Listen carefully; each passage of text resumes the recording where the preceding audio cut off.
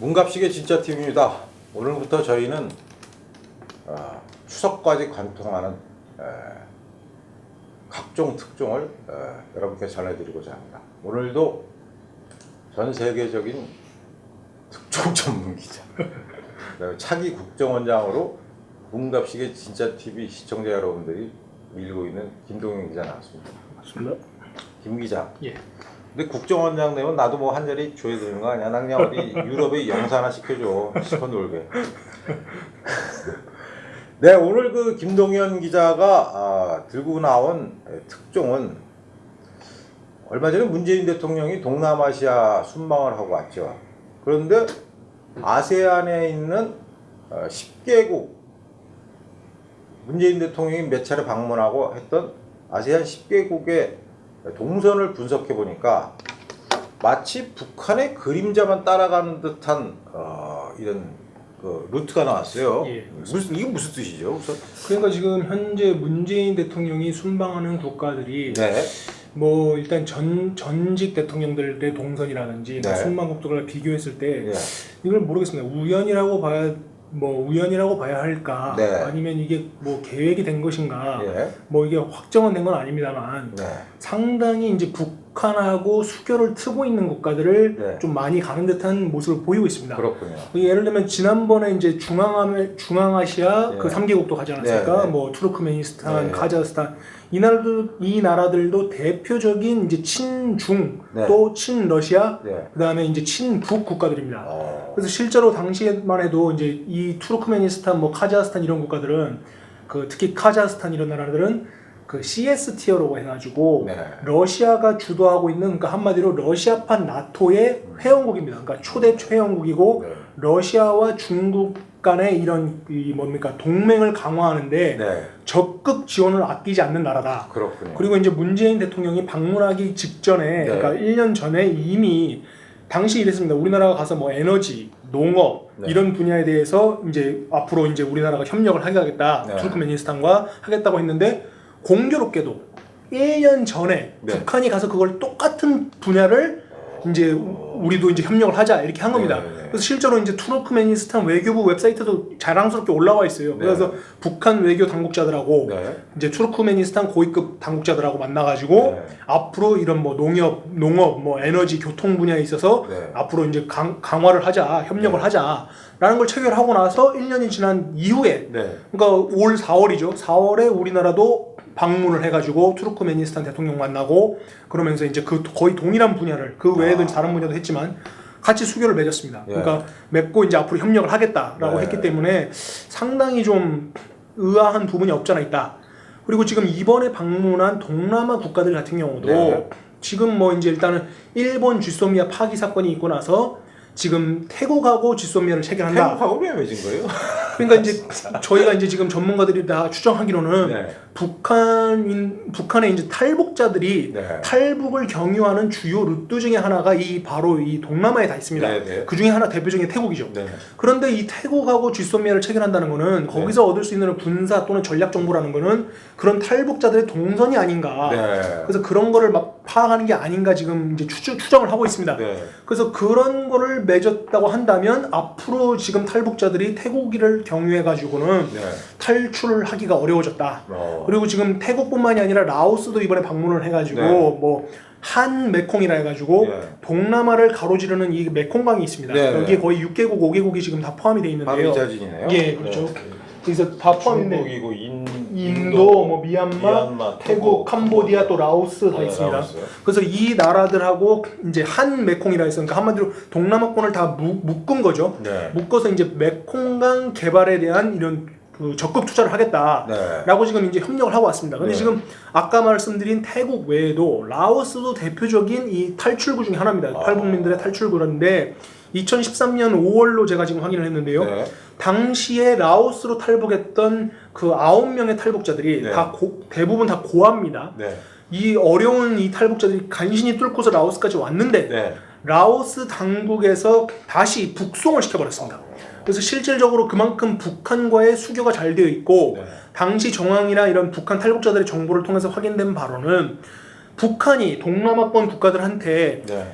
너희들이 우리 탈북민들에 대한 정보와 네. 탈북민들을 북송해 줄 경우에는 인센티브를 주겠다라는 이런 이제 협정을 해놓은 겁니다. 네. 그래가지고 당시 이제 북송을 한 거죠. 네. 북송을 하는 대가로 이제 뭔가 돈을 받는 겁니다. 네. 그래서 지금 이런 동남아와 지금 북한 간의 유대 관계는 상당히 끈끈하다. 네. 근데 이런 와중에 지금 현재 문재인 대통령이 여기를 방문을 했다라는 게 지금 참 이상한 점이 있는 겁니다. 이상하네요, 진짜. 네. 그리고 태국과의 지소미아는 결국 탈북민들의 정보를 알려서 뭐 북한에 알려주는 건가요? 뭐 지금 그렇지 않기를 바라고 있는데 네. 지금 이제 전문가들은 그럴 가능성이 있지 않겠냐 지금 그렇게 보고 있습니다. 우선 그러면 우선 메콩강 계획이 원래 요거 하나씩 보면은 예, 메콩강 계획이 원래 중국이 주도를 했던 겁니까? 예, 맞습니다. 그러니까 지금 이게 참 이것도 희한한 게 중국이 이미 네. 이 지금 메콩강 프로젝트를 만들고 있습니다. 그러니까 네. 이 메콩강 위쪽에 또 란창강이라고 있죠. 아, 예. 그 란창강과 메콩강을 이어서 네. 그러니까 한마디로 중국과 동북아를 잇겠다는 겁니다. 네. 이 강줄기를 토대로 예. 이어서 이 주변 다 시설을 수력 발전, 교통, 기차 등등 이런 모든 인프라를 깔아주는 작업을 네. 이미 지금 뭐니까 6개국들이 모여가지고 예. 중국에서 이거에 대한 회의까지 했습니다. 네. 그러니까 이 동남아 6개국이 와가지고 그 중국으로 와서 다 같이 고위급이 앉아가지고 회의를 해서 이제부터 이 메콩강 프로젝트를 5개년 계획을 가지고 앞으로 추진하겠다라고 한 겁니다. 그러면 이렇게 된 생각을 할 수 있죠. 아니 중국이 어떻게 소위 말해 이미 찜해놓은 지역입니다. 네. 이미 그리고 지금 자기네들이 이 인프라 투자에 대한 계획과 지금 추진을 하고 있는 지역이에요. 네. 근데 지금 뒤늦게 갑자기 여기 한국이 지금 뛰어든 꼴입니다. 네. 왜냐하면 지금 현재 문재인 대통령이 여기 방문해서 한 것도 3가지 부분인데 네. 이 3가지 부분도 보면은 뭐 이제 뭐 여러 가지가 있습니다. 뭐 농업, 그러니까 우리의 경험을 공유하겠다. 네. 그래가지고 첫째는 경험을 공유하는 번영, 네. 둘째는 지속 가능한 번영, 네. 셋째는 동아시아 평화와 상생 번영이다. 네. 해가지고 이 3가지를 이제 문재인 대통령이 이 메콩강 비전에 대해서 설명을 하고 왔어요. 네. 그럼 첫 번째 이 경험을 공유하는 번영은 뭐냐면 한국의 농촌 발전 경험을 이제 이 동남아에도 이제 깔아주겠다. 네. 둘째 지속 가능한 번영은 바이오, 의료, 녹색 성장. 그다음에 세 번째 동아시아 평화 이 부분 이 상생 번영인데 이 세 번째 게 좀 모호한 부분이 있어요. 여기서 말하는 평화가 도대체 무슨 평화를 말하는 거고 여기서 말하는 게 이제 중국식 지난번에도 제가 말씀드렸던 그 완수 다이로그라고 하는 중국발 평화 프로세스 네. 뭐 이런 거를 지금 같이 추진하겠다는 거 아닌가. 네. 그러니까 한마디로 보면 이런 겁니다. 이미 중국이 추진하고 있는 대규모 프로젝트에 네. 한국이 지금 뛰어들어서 거의 비슷한 형태로 지금 나아가고 있습니다. 그러면은 자 중국 입장에서 한번 생각을 해봅시다. 지금 중국이 이미 잘하고 있는데 갑자기 한국이 뛰어들어요. 이거 그럼 반겨야 될까요? 적대해야 될까요? 일반적이라고 한다면 적대하는 게 맞겠죠. 근데 지금 적대를 한다거나 그 중국 외교부나 이런 데서 대외적으로 네. 한국의 이런 행위를 뭐 견제한다거나 네. 이런 게 나온 게 없단 말이에요. 그러니까 어떻게 보면 큰 그림에서 보면 중국이 추진하고 있는 프로젝트에 우리 남한도 같이 합류하는 게 아닌가. 네. 그렇게 된다 하면 진짜 소위 말해 중국의 이런 동맹, 그러니까 북중러 동맹에 한국도 지금 합류하는 모양새로 가고 있다. 그래서 이게 참 모호한 거고 도대체 어떤 평화를 말하는 건지 여기서 말하는 상생 번영 프로젝트가 뭔지도 좀 구체적으로 밝혀야 되는데 지금 그런 걸 밝힌 게 없습니다. 그래서 지금 도로, 교량, 철도, 항만 등을 지금 우리나라가 이 메콩강 일대에다 지금 깔아주겠다고 했습니다. 근데 참 웃기는 게 지금 현재 한국 내 정치 상황 또 경제 상황이 상당히 좋지 않음에도 네. 자꾸만 지금 보면 이렇습니다. 대한민국이 발전을 하려면 네. 소위 말해 선진국이라고 할 수 있는 네. 국가들과 뭔가 협력을 해가지고 그렇죠. 기술을 배워오는 쪽으로 가야 되는데 지금 중앙아메리카도 그렇고 지금 이 동남아도 그렇고 GDP나 이런 게 전부 우리보다 떨어지는 나라들입니다. 중앙아시아. 예, 중앙아시아. 예, 그렇죠. 중앙아시아도 그렇고. 그러면 지금 현재 가는 방향으로 보면은 계속해서 지금 누구를 가르쳐주고 우리의 노하우를 전수해주는 쪽으로만 지금 가고 있다는 거죠. 그러니까 이 방향이 어떻게 보면 미래지향적인 게 아니라 지금 우리도 지금 우리 코가 석자인데 남 가서 지금 가르쳐주는 프로젝트로 계속 가고 있는 방향입니다. 그래서 이런 프로젝트가 과연 얼마만큼의 가치가 있는지 지금 이게 참 의아한 부분이고 여기서 또 이제 구체적으로 설명드리면 이렇습니다. 동남아권 국가들, 말레이시아. 자, 대표적으로 말레이시아 같은 경우 지난번에 김정남 암살을 했지 않습니까? 네, 네. 그 말레이시아 대사관 같은 경우만 해도 직원이 50여 명이 지금 상주하고 있습니다. 이거 북한 대사관이. 예, 북한 대사관이에요. 그러니까 말레이시아 주재 북한 대사관에. 그러면 자, 북한이 그 나라에 있는 국민들이 해외를 자유롭게 못 가지 않습니까? 네, 네. 그리고 그 얘기는 무슨 말이냐면 해외 대사관에 50명이 필요가 있을까요? 네. 필요가 없죠. 왜냐하면은 영사 업무를 할 필요가 없지 않습니까? 뭐 비자를 다시 해줘야 된다거나 거기 와 있는 사람들 뭐 자국민 보호를 해야 된다거나 뭐 비자 재발급 이런 걸 할 필요가 없단 말이에요. 그럼 도대체 이 50명이나 되는 인원이 뭘 하냐 말입니다. 네. 그래서 이런 거를 이제 주요 공산권 국가들의 전례를 보면 대표적으로 러시아가 있습니다. 네. 대사관 직원들의 대부분은 정보 요원, 그렇죠. 비밀 공작 요원들입니다. 네. 그렇기 때문에 말레이시아가 상당히 많은 인력이 당시 배치됐던 이유가 김정난 암살과 같은 그런 이상한 공작을 펼치기 위해서 이런 많은 직원들이 상주하고 있는데 이건 단연 말레이시아뿐만이 아니라 북한이 해외에 파견하고 있는 대사관들, 그러니까 대사관들 중에서 동남아권에 있는 대사관들의 상주 직원이 상당히 많습니다. 그러니까 유럽이라든지 미국권이나 다른 지역에 대비해서 동남아권은 일종의 뭐랄까요, 북한의 좀 발판 역할을 하는 겁니다. 그래서 이 동남아 국가들의 대부분도 지금 현재 북한이 약 2017년 기준으로 39개국과 무비자 출입국을 하고 있는데 네. 그 무비자 출입국의 대다수가 동남아에 깔려 있습니다. 그러니까 그만큼 여기서는 북한의 공작 또는 작전 또는 이 불법적인 외화 벌이를 하기에 상당히 유용하다. 대표적으로 방글라데시 같은 경우도 네. 거기서 지난번에 이제 적발이 된 게 2017년 초반에 네. 방글라데시 이 세관에서 롤스로이스, 그러니까 초호화 세단인 롤스로이스가 불법적으로 북한으로 가져가다 걸렸습니다. 아, 예. 그러니까 이게 한마디로 그 방글라데시에 나와 있는 북한 대사관 직원이 실질적으로 이걸 옮기다 걸린 겁니다. 네. 그러니까 거기 대사관 직원들이 이런 나쁜 짓을 하고 있습니다. 네. 그래서 이런 짓거리들을 많이 하고 있고 라오스도 마찬가지로 네. 여기는 다른 데 대비해서 건물 규모도 그러니까 대사관 건물 규모도 3층 정도 되고 큽니다. 그래서 상주하는 직원도 상당히 많고요. 그래서 이런 라오스 같은 지역에도 지금 현재 많은 이 북한의 대사관 직원과 표면적으로는 대사관 직원이지만 실질적으로는 이런 공작들을 하기에 수월한 형태로 지금 짜여져 있는데 네. 이런 나라에 지금 현재 문재인 대통령이 방문을 했다. 그리고 지금 라오스 같은 경우도 보면은 상당히 그 중국과도 오래전부터 이 90년대 말부터 중국하고 군사협력도 체결이 되어 있습니다.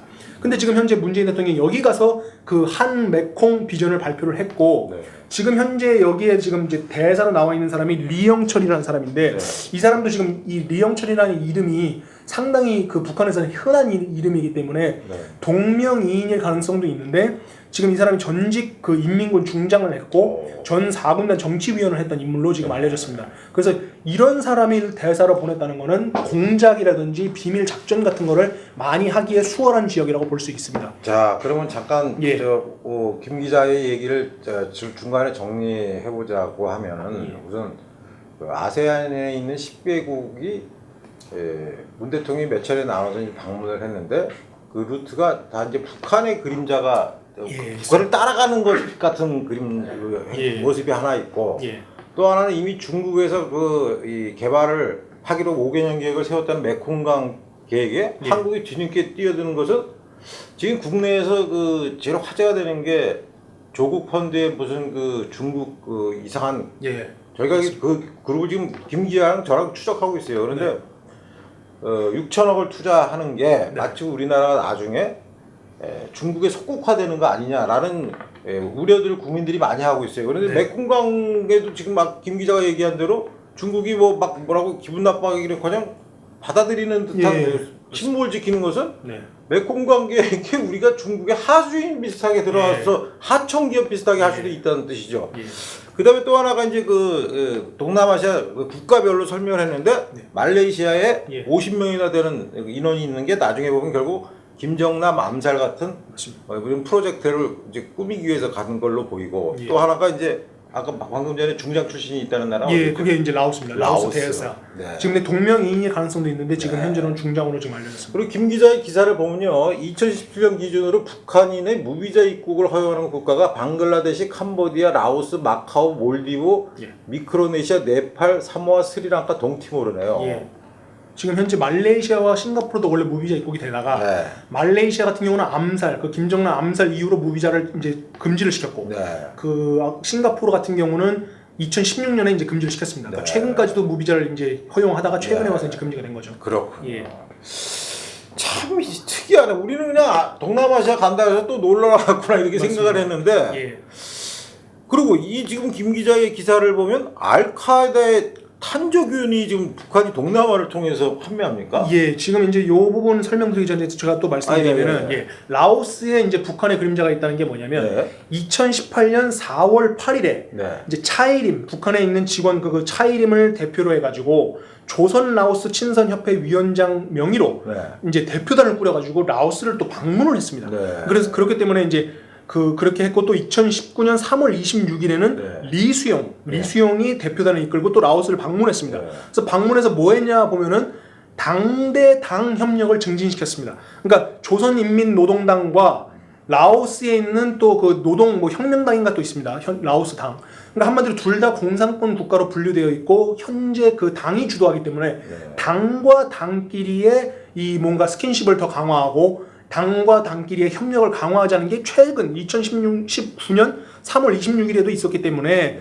지금 현재 라오스와 중국의 관계는 그 북한의 관계는 상당히 밀접하다. 네. 그뿐만 아니라 6월 21일 같은 경우는 45주년 외교 수립을 했습니다. 그러니까 네. 북한과 함께 그 협력 그 관계를 오랫동안 유지했다면서 서로 이제 자축을 하고 북한하고 라오스가 이제 더 우대 관계를 더 이제 강화하는 모양새가 있는 와중에 지금 현재 최근에 이제 문재인 대통령이 방문을 한 겁니다.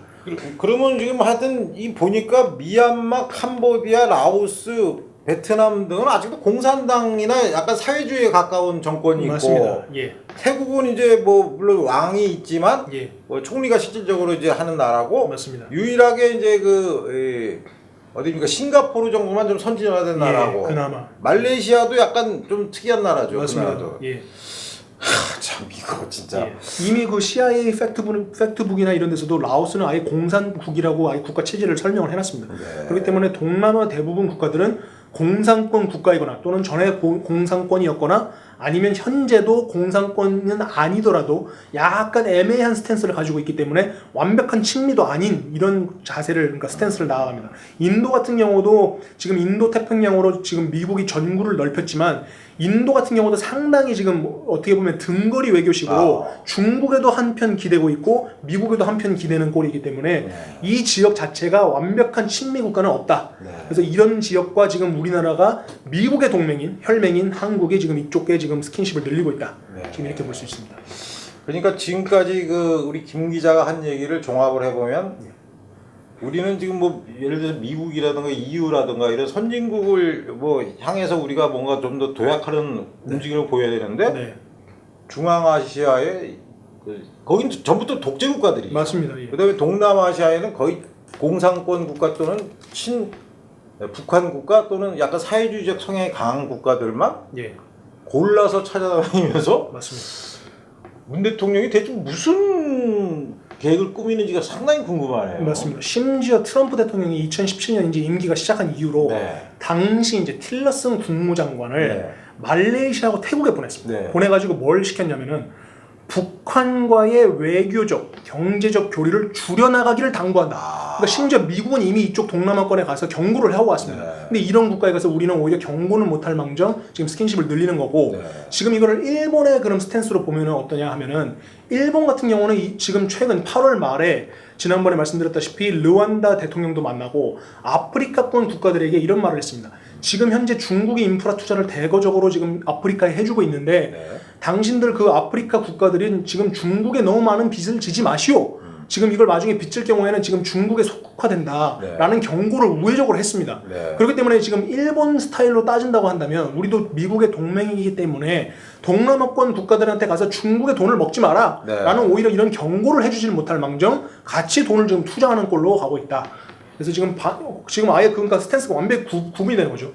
미국과 일본이 지금 가지고 있는 견제는 지금 중국의 팽창을 견제하고 경고를 하고 있는데 네. 지금 우리 한국은 북중로와 같이 함께 이쪽 지역에 투자하는 방향으로 가고 있다. 네. 김동현 기자의 아시안 10개국 북한의 그림자만 따라가는 듯한 정부의 순방국은 하편에서 다시 이 문제를 김동현 기자와 함께 다뤄보도록 하겠습니다. 예, 문갑식의 진짜 TV는 기존의 신문이나 방송에서 볼 수 없었던 특종이나 뉴스 뒤에 가려진 진짜 뉴스, 이런 뉴스 여러분들 기존의 언론이나 방송에서 보신 적이 없죠. 또 어떤 사건을 바라보는 새로운 시야와 스토리를 만들어서 여러분께 전하고 있습니다. 여러분들께서 추석 연휴에 문갑식의 진짜 TV를 많이 즐겨주시고 이런 설명을 들으시면 사실은 여러분들의 지성이 업그레이드 되는 부분이 상당히 있어요. 저도 사실 이런 부분은 동남아에 대해서는 문외한인데 우리 김 기자의 얘기를 들어보니까 아주 무궁무진한 얘기가 숨어 있을 것 같아서 또 하편에서 김 기자를 모시고 다시 이야기를 진행해 보도록 하겠습니다. 감사합니다. 감사합니다.